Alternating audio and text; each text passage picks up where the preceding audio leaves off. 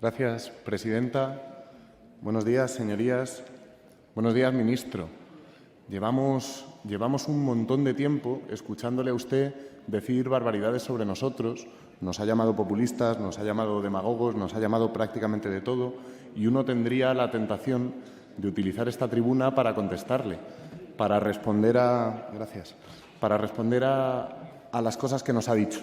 No lo vamos a hacer. Nos vamos a tomar en serio la actividad parlamentaria, vamos a ser respetuosos con usted, vamos a ser respetuosos con esta Cámara, vamos a ser respetuosos sobre todo con la ciudadanía y vamos a hablar estrictamente de presupuestos. Tampoco vamos a hacer un mitin preelectoral, aunque queden pocos meses para las elecciones generales, como ha hecho usted. Vamos a hablar estrictamente de presupuestos y le vamos a contar por qué entendemos que estos presupuestos no están a la altura de las necesidades del país, que no son unos presupuestos que nos sirvan para salir de la crisis, para salir del lío en el que ustedes nos metieron. Y es porque son unos presupuestos continuistas con las políticas que nos trajeron a la crisis. Ustedes nos metieron en este lío haciendo un tipo de políticas que mantienen ahora y por eso seguimos en ese lío. Mire usted, podemos hablar de todo lo que queramos, pero a los presupuestos les pasa como a las películas de cine. Cuando no hay un buen guión es imposible hacer una buena película. Con un buen guión se puede hacer una película mala, una regular o una buena. Con un mal análisis económico, con un mal análisis de la coyuntura, es imposible hacer unos buenos presupuestos. Y ustedes tienen un mal análisis de la coyuntura, porque ustedes no han entendido cuál es el corazón del problema fundamental que tiene este país en materia económica. El problema que tenemos es que cuando se pinchó la burbuja inmobiliaria que ustedes produjeron, asociada a la construcción iba casi el 20% de la economía productiva de este país y no hemos sido capaces de recuperar esa economía productiva con nada. Hasta que este país no tenga un impulso productivo que recupere el hueco que ha dejado lo que suponía la construcción para nuestra economía, no seremos capaces de recuperarnos económicamente. Y estos, como los últimos presupuestos, no son unos presupuestos que prevean un impulso al modelo productivo. Al contrario, siguen siendo unos presupuestos que insisten en políticas de austeridad que no nos han traído a ningún buen sitio. No insistan ustedes una vez más en tropezar con la misma piedra. No insistan ustedes con políticas que no han mejorado la situación. Y le voy a explicar por extenso, porque en este turno de defensa del veto, para nuestro gusto excesivamente largo, voy a tener tiempo, le voy a explicar por extenso por qué creemos que ustedes siguen tropezando en la misma piedra. Presentan ustedes estos presupuestos con 3 mantras. El primero es que es un presupuesto social, lo vamos a discutir. El segundo es que ustedes crean empleo. Y el tercero es que ustedes están generando el marco para salir de la crisis. Mire, ustedes no están creando empleo.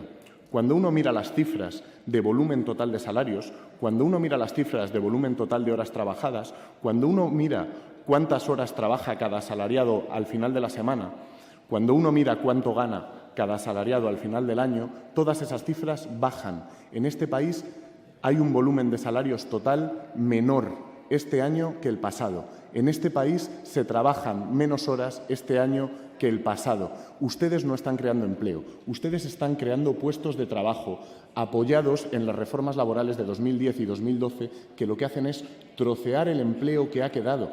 Estamos en la resaca de la crisis y del pinchazo de la burbuja inmobiliaria y ustedes lo que están haciendo es trocear el empleo que ha quedado para generar precariedad y desigualdad. Cuando ustedes hicieron su primer presupuesto, uno podía pensar que estaban ustedes confundidos. Cuando hicieron el segundo, podía pensar que estaban confundidos y que eran tozudos. Vamos por el cuarto presupuesto que usted aprueba, por el cuarto presupuesto de esta legislatura, y usted insiste en políticas que lo que están haciendo no es salir de la crisis. Están abriendo la puerta a la segunda fase de la crisis que cronifica la desigualdad y la precariedad para este país. Teníamos una enfermedad y ustedes la están haciendo crónica. La precariedad, la temporalidad, el desempleo y la desigualdad, no solo de rentas, sino también de género, y de eso también vamos a hablar, se están convirtiendo en un fenómeno crónico bajo su batuta, señor ministro. Podemos hablar también de los objetivos que ustedes se fijan. Ustedes se fijaron 2 objetivos al principio de la legislatura y los fijan también para estos presupuestos. Uno es acabar con la deuda y otro es generar crecimiento económico.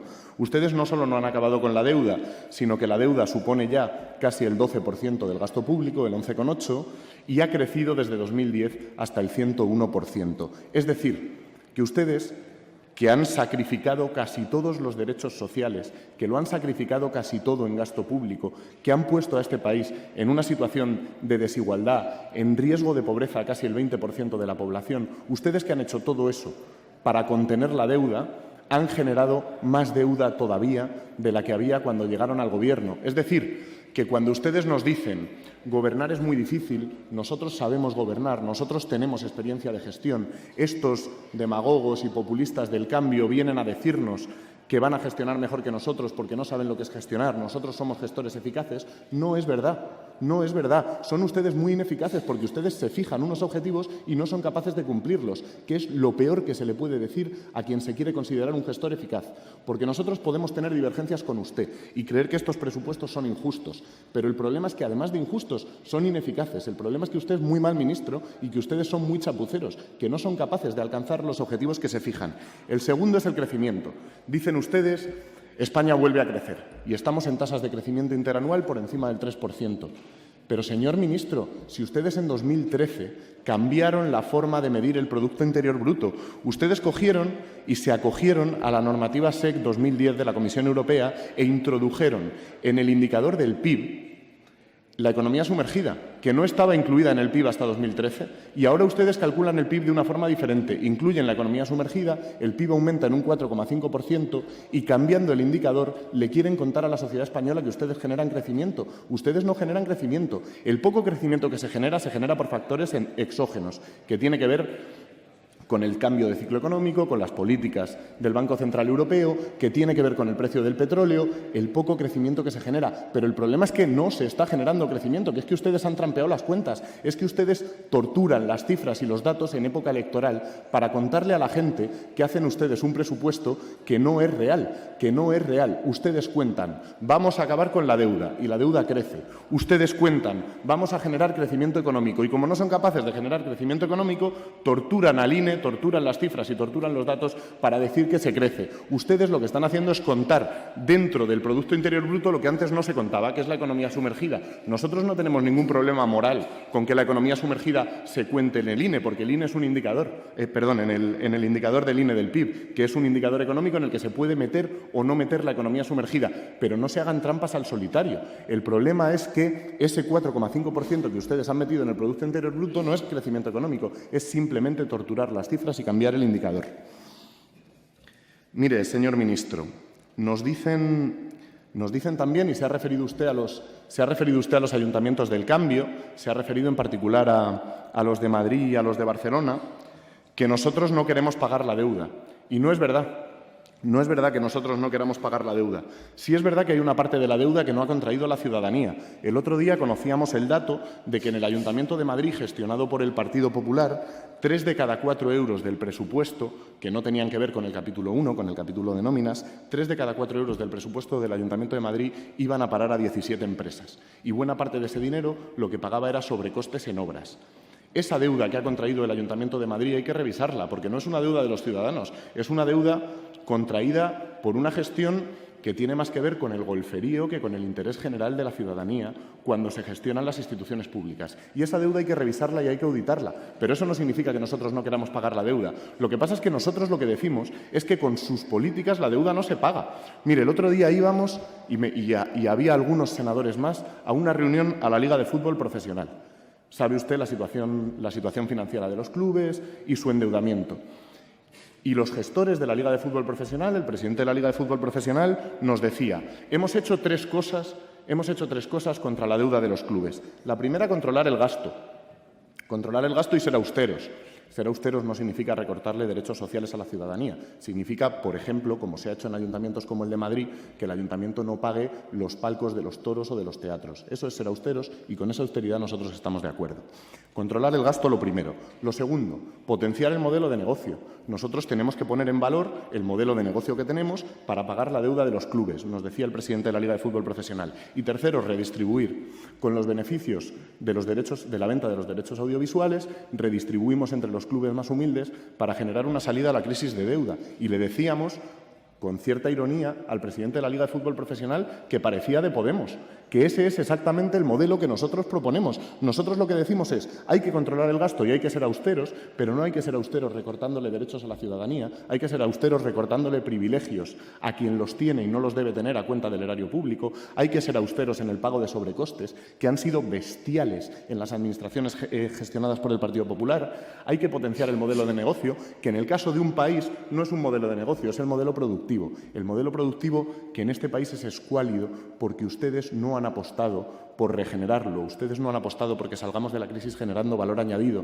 ustedes no han apostado por las gamas altas, ustedes apuestan porque compitamos en salarios con los países que no tienen derechos sociales y por bajarle los impuestos a los grandes inversores para que vengan aquí y se asienten. Y nosotros tampoco tenemos nada contra los grandes inversores, señor Montoro, pero sí tenemos contra quien no paga impuestos y no juega con las mismas reglas del juego que los ciudadanos. Y ustedes han generado un modelo en el que, como no somos capaces de generar valor añadido, como no somos capaces de generar productividad, tenemos que acudir a grandes capitales que inviertan en nuestro país. Y los grandes capitales invierten fundamentalmente por dos variables. La primera, que los sueldos les salgan más baratos, y la segunda, que la fiscalidad les salga más baja. Y se han generado dinámicas prácticamente de paraíso fiscal en España para algunos, mientras el peso de las arcas públicas lo sostienen los asalariados, los autónomos, las pymes y las familias. Y esto usted lo sabe. Y esto genera un modelo de Estado y una situación que se consolida con estos presupuestos generales del Estado, en los que el Estado termina por comportarse con la ciudadanía como Robin Hood, pero al revés. Se lo quita todo a los que menos tienen para dárselo a los ricos, que después, en muchas ocasiones, aparecen en la contabilidad B de su partido. Señor ministro, para hablar de los presupuestos, lo primero que hemos hecho ha sido discutirles su análisis de coyuntura económica. Lo segundo que hay que hacer es hablar de los ingresos, porque usted solo habla del gasto. Usted nos cuenta que está haciendo un presupuesto muy social porque se gasta mucho dinero en determinadas partidas. Bueno, pues usted se gasta el dinero en partidas que tienen que ver con los derechos de la ciudadanía y que no son ningún regalo de usted, son un derecho de la gente. La gente tiene derecho porque aporta al Estado, porque aporta a la sociedad y porque queremos vivir en comunidad y no en una especie de jungla de asfalto en la que cada uno va a la suya. Pues sí, el Estado tiene gastos sociales y usted como ministro los afronta en el presupuesto y eso es una cosa que es normal. Eso es una cosa que es normal en cualquier país civilizado. No hace usted nada extraordinario. No hace usted nada extraordinario. Hace lo normal en cualquier país civilizado para que podamos vivir en comunidad y no en la jungla de asfalto. O sea, que no se ponga la medalla. Claro que usted hace un presupuesto con mucho gasto social. Estaría bueno. Quien no hace presupuestos con mucho gasto social son las empresas privadas, que tienen otro tipo de presupuestos, pero el Estado tiene que tener gasto social, claro. No se ponga usted medallas que no le corresponden, señor ministro. Pero decía, además de hablar de los gastos, hay que hablar de los ingresos. Hay que hablar de los ingresos. Es muy importante hablar de los ingresos. En este país, en 2011 sucedió una cosa que no había sucedido nunca, y es que las rentas del capital superaron a las del trabajo en el Producto Interior Bruto. Hay más rentas del capital que del trabajo en este país. Ese es un proceso que arranca en los años 80 y que se intensifica en los últimos años. Sin embargo, 3 de cada 4 euros que financian al Estado vienen de los ingresos familiares, fundamentalmente de los salarios. Nosotros financiamos el Estado fundamentalmente a través del IVA, el IRPF y las tasas que se le cobran a las familias. Esto quiere decir que hay un desequilibrio y que para salir de la crisis la única fórmula es equilibrar la balanza entre las rentas del capital y las del trabajo, porque ustedes lo que están haciendo es cobrarle a las familias, a los asalariados, a los autónomos y a las pymes 3 de cada 4 euros que financian al Estado para después, además, hacer un modelo de inversiones que solo benefician a grandes inversores, porque a nadie se le explica de ninguna forma razonable por qué en España todo el mundo quería tener en su provincia un aeropuerto, si no es porque el único modelo de negocio que se le ofrecía a los territorios en este país tenía que ver con la atracción de capitales y con la atracción de inversores. Todo el mundo quería atraer inversores porque no hay modelo productivo y de esto es de lo que tenemos que hablar. Necesitamos generar valor añadido para salir de la crisis. Necesitamos modelo productivo. De eso es de lo que hay que hablar. ¿Qué hacen ustedes? Una redistribución inversa. Ustedes le cobran a las familias para generar infraestructuras carísimas y que no sirven para vertebrar el territorio ni para la comunicación entre la gente corriente, sino que sirven para atraer grandes inversores, de nuevo, que pagan pocos salarios y pocos impuestos. Podríamos atraer grandes inversores que pagaran salarios altos y que pagaran más impuestos, pero para eso necesitaríamos tener una economía más diversificada, más inversiones en investigación, más investigaciones en desarrollo, en fin, deberíamos tener un modelo económico que no es el que usted nos presenta en los presupuestos para 2016. De forma que usted le cobra 3 de cada 4 euros de los que reciben las arcas públicas a las familias, a los trabajadores, a los emprendedores, a los autónomos, a las pymes, a la mayoría social y solo 1 de cada 4 euros a los grandes capitales. ¿Y qué sucede? Pues sucede que la gente pierde poder adquisitivo. Sucede que cuando usted mira la economía, en nuestro país, cuando usted separa a la población por deciles, todos los deciles pierden poder adquisitivo. Cuanto más abajo está en los deciles la población, más poder adquisitivo pierde. Eso también ha pasado con sus presupuestos y con todos los que se han hecho desde 2010, que la población pierde poder adquisitivo. ¿Y qué pasa mientras tanto con las empresas del IBEX 35? Que aumentan sus beneficios en más de un 70%. ¿Y es malo que las empresas del IBEX 35 aumenten sus beneficios? No, es bueno. El problema es qué modelo de sociedad consagra eso. Si usted está permitiendo con su modelo de ingresos y con su modelo fiscal que la gente pierda poder adquisitivo, que la gente tenga cada vez menos y que las empresas del IBEX 35 se forren y hagan ERES con beneficios y hagan lo que quieran, el problema no está, que es lo que usted nos achaca a nosotros, en que nosotros no queramos que las empresas ganen dinero. Nosotros queremos que las empresas ganen dinero, pero sobre todo queremos que la gente pueda vivir, que la gente pueda desarrollar proyectos de vida y de futuro, que no haya más de un 50% de desempleo juvenil, que nuestros jóvenes no se emancipen de media por encima de los 30 años. Y para eso, ¿sabe usted lo que hace falta? Hace falta un contexto económico que lo permita. Hace falta un contexto económico que permita que la gente se desarrolle. Y para eso hace falta que los que más tienen aporten, que los que más tienen aporten, que los que más ganan aporten, que si el IBEX 35 está ganando mucho, mucho más de lo que ganaba antes de la crisis, tiene que aportar como todos. Tenemos que equilibrar la balanza para que todo el mundo juegue con las mismas reglas del juego. Y esto que le estoy diciendo, ahora subirá usted aquí y dirá que somos demagogos, que somos populistas, que somos bolivarianos y cualquier barbaridad de esas que le gusta a usted decir. Cualquiera de las barbaridades que le gusta a usted decir. Pero esto que yo estoy diciendo es de sentido común. Y si ustedes vieran un poco más allá de sus narices y de los hemiciclos que transitan, es lo que piensa todo el mundo en la calle. Es lo que piensa todo el mundo en la calle. Que basta ya de una estructura de ingresos fiscales que cronifica la crisis.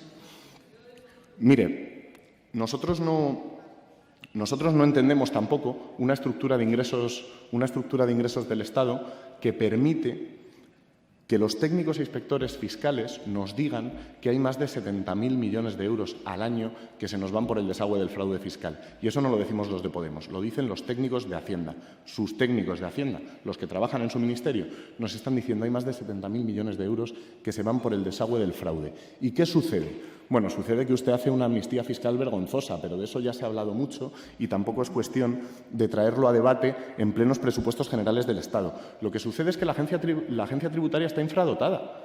Y los trabajadores de la agencia tributaria nos lo están diciendo, no tenemos dotación y además estamos mal repartidos, porque de esos 70.000 millones de euros que se defraudan en España al año, más del 70% son de grandes defraudadores y, sin embargo, más del 80% de los recursos de la agencia tributaria están destinados al pequeño fraude. Es decir, que usted está persiguiendo con la fuerza de la agencia tributaria el pequeño fraude, y eso está bien porque también hay que perseguirlo, pero se está dejando fuera al gran fraude, que representa miles de millones de euros, que representa en realidad miles de millones de oportunidades para la gente corriente de este país de hacer su vida y de salir de la crisis.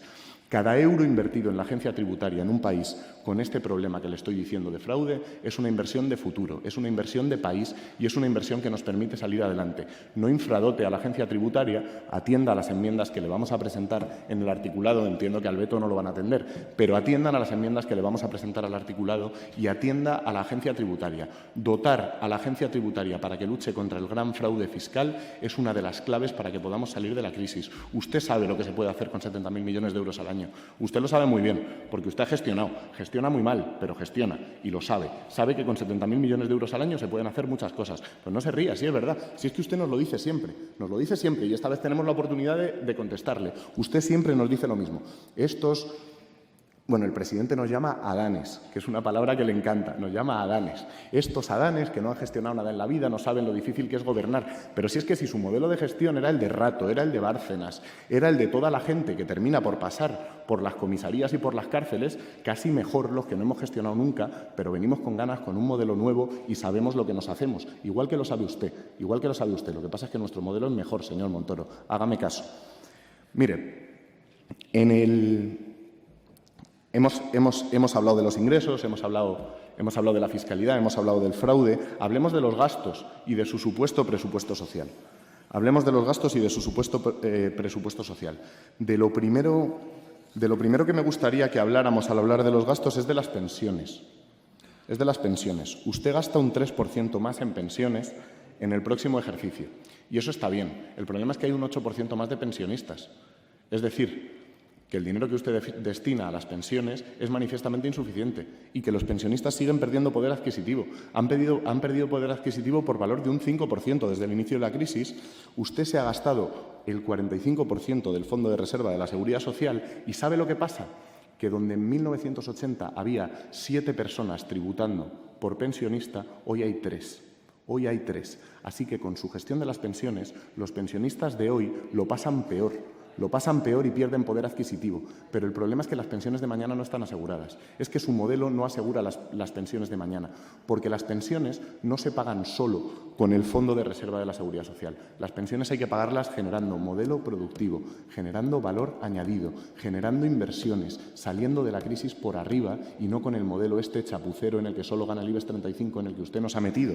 Así que de las pensiones hablemos hablando de todo, no solo que usted ha subido un 3% el dinero que destina este año en el presupuesto de las pensiones, que está muy bien, pero ya le digo, hay un 8% más de pensionistas. O sea, voy a utilizar otra expresión que les es a ustedes muy querida. Cuando se les dice, hombre, el Senado tiene un presupuesto de 52 millones de euros, se gasta un dineral en viajes, en dietas, y nos dicen, eso es el chocolate del loro. Bueno, pues el 3%, cuando hay un 8% más de pensionistas y cuando los pensionistas llevan perdiendo poder adquisitivo desde el principio de la crisis, es el chocolate del loro. Y además es una medida que usted toma en época electoral, porque desde que el señor Zapatero congeló las pensiones en 2010, los pensionistas pierden poder adquisitivo. Y este país tiene una deuda con ellos. Tiene una deuda con ellos, porque son ellos los que han levantado este país. Mi generación tiene una deuda con ellos. Son ellos los que han levantado los derechos que hoy tenemos que defender de gobernantes como usted. Pero en todo caso tenemos una deuda contraída con ellos. Tenemos que respetar sus pensiones, tenemos que pagarlas y, sobre todo, necesitamos gobernantes responsables que hagan políticas responsables y presupuestos responsables a la altura de los tiempos y que generen capacidad para pagar esas pensiones. Hablamos, si quiere, también de industria y energía. Desde 2010 gastamos un 68% más en industria y energía. Y esto a cualquiera le parecería bien, salvo que uno vaya al detalle. Lo que ustedes están gastando en industria y en energía es mucho dinero, y es mucho dinero que constituye una oportunidad perdida. El coste de oportunidad del dinero que estamos destinando a la fiesta de las eléctricas, la pasta gansa, si me permiten la expresión, que estamos destinando a la fiesta de las eléctricas, que funcionan en este país en régimen de cártel, y usted lo sabe, las eléctricas de este país funcionan en régimen de cártel y además se benefician del sistema este, nos lo habrá oído en la tele, nos lo va a oír por primera vez en un parlamento, del sistema este de puertas giratorias que ustedes usan, que ustedes entran y salen de los consejos de administración y de los consejos de gobierno en función de por dónde sople el viento y de cómo hayan quedado las elecciones. De ese sistema se benefician las eléctricas. Eso nos cuesta un dineral. Invierta usted todo ese dinero en renovables. Inviértalo en que seamos un país puntero en renovables. Las renovables, el autoconsumo energético, la posibilidad de generar investigación y de volver a ser un país que exporte tecnología aplicada a las energías renovables, es una oportunidad de futuro que vamos a perder si usted se sigue gastando el dinero en alimentar la fiesta de las eléctricas y no en generar valor añadido, modelo productivo y gamas altas allí donde tenemos ventajas competitivas, porque este país tiene una ventaja competitiva evidente respecto de las energías renovables, y es que tenemos más sol que nadie y hemos tenido empresas que han trabajado en las energías renovables, empresas privadas, no le estoy hablando del sector público, empresas privadas que han sido punteras en energías renovables. Y usted sabe que en energía, cuanto más se invierte, más tasas de retorno se generan a futuro. Eso usted lo sabe. Así que invirtamos en renovables y dejemos de pagarle la fiesta a las eléctricas. En todo lo demás, cuando vamos al capítulo de gastos, de 2010 a hoy, y hablo desde 2010 hasta hoy porque los presupuestos que usted hace son en realidad coherentes con los que hizo Zapatero en 2010 y en 2011. Son perfectamente coherentes con esos presupuestos. Siguen la misma línea política, la misma línea de actuación y el mismo análisis equivocado. Así que, en materia de justicia, desde 2010 hasta hoy, hemos perdido casi un 12% de gasto público. En seguridad ciudadana, más de un 10%. En acceso a la vivienda hemos perdido un 60%. En un país en el que todavía hay desahucios, hemos perdido más de un 60% de inversiones en acceso a la vivienda. Yo estoy de acuerdo en que No hace falta mucho dinero para solucionar el problema de la vivienda en un país que tiene 3,5 millones de viviendas vacías. Es probable que lo podamos resolver por otra vía, pero que en un país en el que todavía se ejecutan desahucios todos los días, en el que los jóvenes se tienen que emancipar por encima de los 30 años de edad, que ustedes hayan reducido desde 2010 hasta hoy un 60% las partidas destinadas a vivienda es medio vergonzoso, señor ministro. En sanidad, usted ha reducido el presupuesto público en un 13%, en educación en un 19% y además les ha subido las tasas a los estudiantes universitarios, que es una forma de recaudar que, hombre, señor ministro, quizá no es la mejor cuando usted no le cobra nada a los que más tienen y, sin embargo, le está poniendo barreras de entrada a los estudiantes en las universidades. En cultura usted ha reducido el gasto público en casi un 33% y en infraestructuras lo ha reducido en casi un 60%. Y además el dinero que se sigue gastando en infraestructuras se sigue gastando mal. Se sigue gastando en infraestructuras que no son necesarias, porque no necesitamos ser el país de Europa con más líneas de alta velocidad. No necesitamos ser el país que más líneas de alta velocidad tiene en Europa. Primero, porque construirlas es muy caro y segundo, porque mantenerlas es mucho más caro todavía, porque podemos tener un sistema de transporte ferroviario mucho más barato, mucho más sostenible y que sirva para cohesionar el territorio. Lo podríamos tener, nos saldría mucho más barato, ahorraríamos en infraestructuras y no estaríamos generando además el impacto ambiental que usted sabe que genera la alta velocidad. Mire, termino ya. Estos presupuestos no están a la altura de los tiempos ni están a la altura de las necesidades de la ciudadanía. Estos presupuestos están basados en un análisis económico que no entiende el país. Ustedes no han entendido todavía cuál es la situación del país en el que viven, o esa sensación tenemos nosotros, que somos unos adanes. Pero en todo caso, creo que ustedes no entienden el país en el que viven porque ustedes no manejan cifras fiables, porque ustedes las torturan a su gusto. Si usted es el primer ministro de la historia de la democracia de economía conocido por inventarse cifras en las tribunas de los parlamentos, o sea, no me ponga caras. Y sobre todo, son unos presupuestos que no resuelven los problemas de los ciudadanos, que no permiten que los ciudadanos puedan desarrollar proyectos de futuro, que es en realidad, como les recordaba el senador Saura, lo que queremos todos y para lo que estamos todos aquí. Así que rectifiquen una línea de política económica que no nos saca de la crisis, que nos mete en una segunda fase que cronifica la desigualdad de renta y de género y que cronifica la precariedad, que hace que la temporalidad ya no sea temporal, sino que sea la realidad laboral para la mayoría de este país, para la mayoría de la gente joven que empieza a integrarse en el mercado laboral. No haga usted eso. Y no insista por una política presupuestaria que no nos ha funcionado en el pasado y que no nos va a funcionar en el futuro. Necesitamos un modelo productivo y necesitamos recuperar el impulso económico para recuperar el futuro de este país y los derechos sociales de la mayoría. Porque, señor Montoro, y ya concluyo, la democracia, desde después de la Segunda Guerra Mundial, en los países como el nuestro, en los países del contexto europeo al que nosotros nos incorporamos en 1978, la democracia no era un sistema que consistía solo en elegir a los gobiernos. Era un sistema en el que los ciudadanos eran libres e iguales en derechos, en los derechos que recogían las cartas constitucionales. Y en este país la mayor parte de los derechos sociales que recoge la Carta Constitucional ya son papel mojado para la mayoría social. Y eso es un problema, y eso es un problema que se presupuesta y que se resuelve por la vía del gasto público. Así que donde había una oportunidad para salir de la crisis y para generar mejores oportunidades para la vida de la gente, ustedes la han desaprovechado. Y eso no se lo va a perdonar la ciudadanía el 20 de diciembre por muchos mítines que venga usted a hacer al Senado. Gracias. Gracias, señoría.